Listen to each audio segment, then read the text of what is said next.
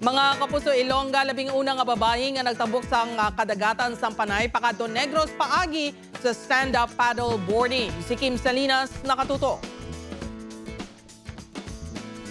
Where can dreams and aspirations lead you? Sa Negros Occidental. Ini ang nanginsamat sang 54 anyos nga tumandok sa Barangay Singkang Airport, Bacolod City nga si Lucy Lynette Ponce Uygungco. Matapos madinalagon niya natabok ang kadagatan sang Panay pakadto sa Negros Occidental. Pinaagi sa wala untat nga stand-up paddleboarding.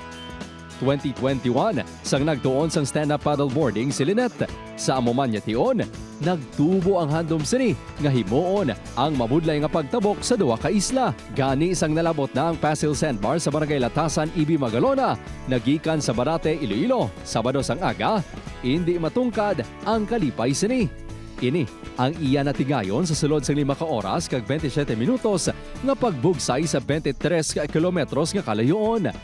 Ginsog alaw ini sang iya mga himata kag kaabyanan.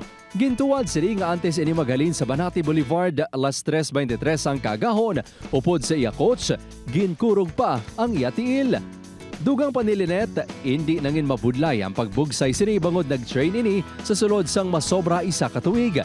Dugang pa diri nga nangin maayo pagid ang tiyempo, rason nga hindi tanto kabalod sang dagat. Happy lang nga naubra ko siya. To tell women na maski 30 ka pa, 35, kaya ko gani at 54. Never doubt, believe that you will, and you can do it. 2022, sang gintabok man ni Lynette ang Iloilo, pakadto sa Guimaras, paagi man sa stand-up paddleboarding. Upod kay Romel Porquia, Kim Salinas, One Western Visayas.